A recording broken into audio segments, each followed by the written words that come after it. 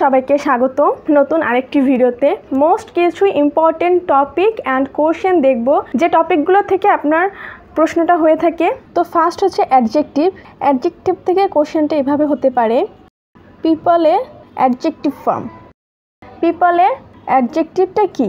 তো এইখানে আপনার চারটা অপশন দেওয়া থাকবে, তো চারটা অপশন থেকে আপনাকে অ্যান্সারটা করতে হবে। তো আমি এখানে পিপলের অ্যাডজেক্টিভ ফর্মটা হচ্ছে লাগিয়ে উত্তরটা বলে দিই। তো পিপলের অ্যাডজেক্টিভ ফর্মটা হচ্ছে পিপুলাস। পিপলের অ্যাডজেক্টিভ ফর্মটা হচ্ছে পিপুলাস, এটা হচ্ছে আপনার অ্যান্সার। 2 নাম্বার, ট্রুথ এর অ্যাডজেক্টিভ ফর্ম।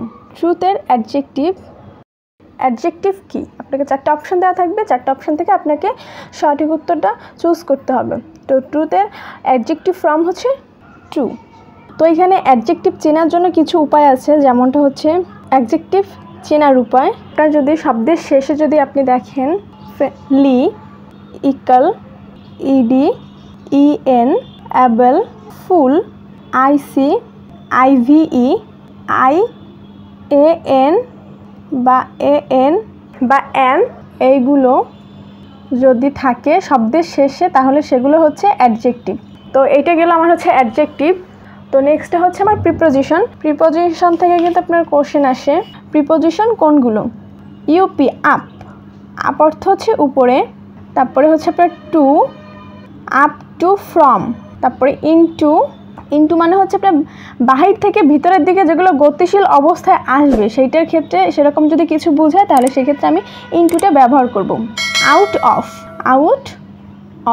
আউট অফটা আমি কখন ব্যবহার করব? আউট অফটা আমি ঠিক তখন ব্যবহার করব যখন ভিতর থেকে আমার বাইরের দিকে গতিশীল কোনো কিছু আমার ভেতর থেকে বাইরের দিকে গতিশীল অবস্থা, তো সেই ক্ষেত্রে আমি আউট অফ ব্যবহার করব। তারপর হচ্ছে ইনটা আমি তখন ব্যবহার করব যখন ভিতরে স্থির অবস্থায় থাকবে। তারপর হচ্ছে আউটসাইডটা আমি কখন ব্যবহার করব? আউটসাইডটা আমি তখন ব্যবহার করব যখন হচ্ছে বাইরে কিছু স্থির অবস্থায় থাকবে, তখন সেটাকে আমি আউটসাইড ব্যবহার করব। তারপর হচ্ছে অন। এগুলোর অর্থ সহ জানতে হবে, এগুলো অর্থ জানলে আপনার ইউজ করতে প্রবলেম হবে না। আগে প্রিপোজিশনগুলোর অর্থগুলো আমাকে জানতে হবে। আচ্ছা, অনটা আমি কখন ব্যবহার করব? অন যখন কোনো কিছুর তল স্পর্শ করে উপরে অবস্থান করবে, কোনো কিছুর তল স্পর্শ করে উপরে অবস্থান করবে, তখন আমি অনটা ব্যবহার করব। আচ্ছা, তারপর আমি কি ওভারটা আমি কখন ব্যবহার করব? ওভারটা যখন তল স্পর্শ না করে উপরের দিকে গতিশীল অবস্থায় থাকবে, তখন সেটাকে আমি ওভার ব্যবহার করব, তখন সেক্ষেত্রে আমি ওভারটা ব্যবহার করব। তারপর হচ্ছে অ্যাভভটা কখন ব্যবহার করব? তল স্পর্শ, যখন তলটা স্পর্শ না করে উপরের দিকে হচ্ছে স্থির অবস্থায় থাকবে, তখন আমি হচ্ছে অ্যাভভটাকে ব্যবহার করব। আন্ডার হচ্ছে তল স্পর্শ না করে যখন অবিচ্ছিন্নভাবে নিচে অবস্থান করবে, তলটা স্পর্শ করবে না, তলটা স্পর্শ না করে যখন আমার অবিচ্ছিন্নভাবে আমার নিচের দিকে হচ্ছে অবস্থান করবে, তখন আমি হচ্ছে আন্ডারটা ইউজ করব। বিলোটা হচ্ছে যখন আমার তলটা স্পর্শ না করে বিচ্ছিন্নভাবে আপনার হচ্ছে নিচের দিকে অবস্থান করবে, তখন সেক্ষেত্রে আমি বিলোটা ব্যবহার করব। আপনার হচ্ছে ডাউনটা আমি কখন ব্যবহার করব? ডাউনটা নিচের দিকে গতিশীল অবস্থা, যখন সেটা নিচের দিকে গতিশীল অবস্থায় থাকবে, তখন আমি হচ্ছে ডাউনটাকে ব্যবহার করব। এগুলো হচ্ছে মোস্ট ইম্পর্টেন্ট যে প্রিপোজিশনগুলা, মানে এইগুলা থেকে কিন্তু আপনাকে প্রশ্নটা দেয়। তো এবার হচ্ছে এইগুলোর ইউজ সম্পর্কে জানলে হবে, এইগুলো কিভাবে আমরা ব্যবহারটা করব। ধরেন এই একটা বৃত্ত আমার, এখন আমি ফার্স্টে কি বলছি? আপ মানে কি বলছি? আপটা কোথায় ব্যবহৃত হবে? গতিশীলভাবে উপরে বুঝাতে। তাহলে এই যে আমারটা গতিশীলভাবে যেটা আমার উপরে বুঝাবে, সেক্ষেত্রে আমার হচ্ছে আমি আপটাকে ব্যবহার করব। তারপরে কি? কিভাবে ব্যবহার করব? টুটাকে আমি ব্যবহার করব হচ্ছে মানে কোনো দিকে যেদিকে আমার গতিশীল অবস্থায় আছে সেই দিকে আমি টুটাকে ব্যবহার করব। মানে কোনো দিকে মানে গতিতে যাবে, তাহলে আমি যদি এইখান থেকে এই দিকে যদি আমি গতিতে যাই, তাহলে আমার এই গতিতে বুঝাতে মানে গতিতে চলে যাচ্ছি, সেক্ষেত্রে আমার টু। তারপর ফ্রমটা বসবে হচ্ছে কোনো স্থান থেকে যদি গতিশীল অবস্থা বোঝায়, কোনো স্থান থেকে যদি আমাকে কোনো কিছু গতিশীল অবস্থা বলে, ধরেন এই একটা আমার স্থান, এই স্থানটা থেকে আমার গতিশীল অবস্থায় বোঝাচ্ছে, সেক্ষেত্রে আমার ফ্রম। এবার হচ্ছে আপনার ইনটু বলছে, ইনটু হচ্ছে বাইরের দিক থেকে যদি কোনো কিছু আমার ভেতরের দিকে প্রবেশ করে, ধরেন আমার এটা হচ্ছে বাইরে, এটা হচ্ছে আমার ভিতর, তো এই বাইরের দিকে থেকে যদি আমি ভিতরের দিকে প্রবেশ করি, তাহলে এখানে আমার বসবে হচ্ছে ইনটু। তারপর হচ্ছে কি আমার আউট অফটা হচ্ছে কি আমার এই ভিতর থেকে যদি আমাকে এটা বাইরে চলে যায়, তাহলে সেটা হচ্ছে আমার আউট অফ। এই ভিতর থেকে আমি বাইরে চলে গেলাম, তাই সেক্ষেত্রে আমার হচ্ছে আউট অফ ব্যবহার করতে হবে। এরপর আমার হচ্ছে অন। অনটা হচ্ছে লাগে এখানে অন বসবে কীভাবে, যে তল এরটাকে স্পর্শ করে উপরে, এইটা হচ্ছে আমার তল, এই তলটাকে আমি স্পর্শ করব, মানে এখানে স্পর্শ হয়ে যদি উপরে বোঝায় তাহলে আমার হচ্ছে অন বসবে। অন অন আর আপ কিন্তু একই সিস্টেমের। অনটা হচ্ছে আপনাকে তলটা স্পর্শ করে হচ্ছে উপরে যদি থাকে তাহলে হচ্ছে আপনার অন বসবে। আর আপটা কি, আপনার কিছু গতিশীল অবস্থা যদি উপরে কোনো কিছু থাকে তাহলে সেটার ক্ষেত্রে আপনার আপটা বসবে। এবার হচ্ছে আপনার ওভার। ওভারটা বসবে আপনার ওভার বা হচ্ছে অ্যাভভ। ওভার আর অ্যাভভের কাজ দুইটা কিন্তু এক। এটা কি, এটা হচ্ছে আমার তল, এই তলটাকে স্পর্শ না করে কোনো কিছু যখন আমার উপরে থাকবে, তলটাকে স্পর্শ করবে না করে আমার যদি উপরে থাকে তাহলে সেক্ষেত্রে আমার কি ব্যবহৃত হবে, ওভার বা অ্যাভভ। তারপরে হচ্ছে আপনার বিলো। বিলো হচ্ছে আপনার তলটাকে স্পর্শ করে আপনার হচ্ছে বিচ্ছিন্নভাবে অবস্থান করবে, এই তলটাকে আপনার স্পর্শ করবে, স্পর্শ করে আপনার এটাকে বিচ্ছিন্নভাবে যখন থাকবে তখন সেক্ষেত্রে আমার হচ্ছে বিলোটা ব্যবহৃত হবে।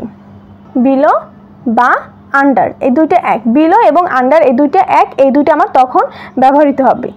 আর ডাউন হচ্ছে আমার নিচে, মানে এটা হচ্ছে আপনার নিচের দিকে গতিশীল অবস্থা যখন থাকবে, মানে একেবারে গতিশীল অবস্থা থাকবে, তো সেক্ষেত্রে আমার হচ্ছে ডাউন ব্যবহার করা হবে। তো এইগুলো হচ্ছে মোস্ট ইম্পর্টেন্ট যে প্রিপোজিশনগুলো, এইগুলো থেকে পরীক্ষাতে থাকে। তো এই ছকটা যদি বোঝা যায় তাহলে আশা করা যায় যে প্রিপোজিশনে সমস্যা হবে না। এবার যদি আমরা দু একটা এক্সাম্পল দেখি। 1 number, there is a bridge. There is a bridge dash the river, RIVER। তো এখানে আমার কি প্রিপোজিশনটা বলবে, এটা হচ্ছে আমার এক পাশ থেকে, মানে রিভারের there is a bridge dash the river, রিভারের এক পাশ থেকে অপর পাশে। আমার কি বলছি, এক পাশ থেকে যদি আমার অপর পাশে বোঝায় তাহলে সেক্ষেত্রে আমার ওভার বলবে, মানে কোনো কিছুর উপর দিয়ে এক পাশ থেকে অপর পাশ পর্যন্ত মানে আড়াআড়ি যদি কিছু বোঝায় তাহলে সেক্ষেত্রে আমার ওভার বলবে। তাহলে এখানে আমার বলবে হচ্ছে over, over, over. There is a bridge over the river, তাহলে রিভারের উপর থেকে আমার ব্রিজটা। তারপর হচ্ছে 2 নম্বরে যদি আমরা আরেকটা এক্সাম্পল দেখি, যেমন হচ্ছে I meet him dash the way. I meet him মানে আমি তার সাথে সাক্ষাৎ করলাম বা দেখা করলাম, ড্যাশ দ্য ওয়ে। এটা দেখলে মানে প্রিপোজিশন নিয়েও এটা দেখা লাগে না, এটা কিন্তু এমনিতেই বোঝা যায়। অন দ্য ওয়ে মানে আমরা পথে যেতে যেতে আমি তার সাথে মিট করলাম বা দেখা করলাম, সিম্পল। মানে অর্থের সাথে সামঞ্জস্য রেখে, তারপর রুলসের সাথে সামঞ্জস্য রেখে দেন হচ্ছে আপনাকে এটা বসাইতে হবে। 3 নম্বর আরেকটা দেখি example, he lives. He lives dash Mirpur, Mirpur in Dhaka. তাহলে সে বাস করে হচ্ছে মিরপুরে বাস করে, ঢাকা হচ্ছে মিরপুরে বাস করে। তাহলে এখানে দেখেন যে এটা মিরপুর, ঢাকার থেকে কিন্তু মিরপুরটা ছোট, তো সেক্ষেত্রে ছোট জায়গার নামের পূর্বে আপনার হচ্ছে অ্যাট বসে, আর বড় স্থানের নামের পূর্বে হচ্ছে ইন বসে, তো এখানে হচ্ছে অ্যাট বসবে। এবার আসে 3 নম্বর যে টপিকটা, 3 নম্বর টপিকটা হচ্ছে আমার ভয়েসেন্স, ভয়েস। তো ভয়েসটার ক্ষেত্রে আপনার হচ্ছে অ্যাক্টিভ এবং প্যাসিভ এই দুইটা থেকে কোশ্চেন হয়ে থাকে।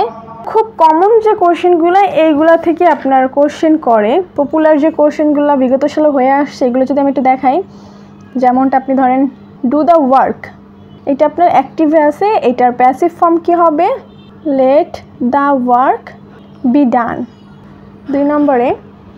2 নম্বরে let me do the sum, এটা আপনার হচ্ছে অ্যাক্টিভে আছে, এটা প্যাসিভ ফর্ম হবে let the sum be done by me.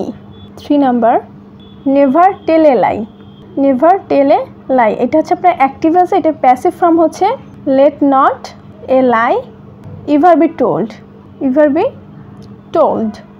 4th number who has broken the glass, who has broken the glass, এইটার আপনার প্যাসিভ ফর্মটা হচ্ছে by whom has the glass been broken. 5th নম্বর whom do you want, whom do you want, এটা আপনার অ্যাক্টিভে আছে, এটার প্যাসিভ ফর্মটা হবে who is wanted by you. 6 number, I know him. I know him. এটা passive form হবে he is known to me. He is known to me. 7, English. English is spoken. English is spoken all over the world. All over the world. All over the world. এটার passive form হবে people speak English all over the world. All over the world. তো আপনারা যদি কোনো কিছু বুঝতে না পারেন অবশ্যই আমাকে কমেন্ট করে জানাবেন, আমি ট্রাই করব আপনাদের কমেন্টের উত্তর দেওয়ার। আমার ভিডিওটিকে কিন্তু আপনারা অবশ্যই লাইক, কমেন্ট এবং শেয়ার করবেন। আর যারা নতুন আমার এই ভিডিওটি দেখতেছেন তারা কিন্তু অবশ্যই আমার চ্যানেলটিকে সাবস্ক্রাইব করবেন। আর যারা অলরেডি সাবস্ক্রাইব করে ফেলছেন তাদের অসংখ্য ধন্যবাদ। সবাই ভালো থাকবেন, সুস্থ থাকবেন। খোদা হাফেজ।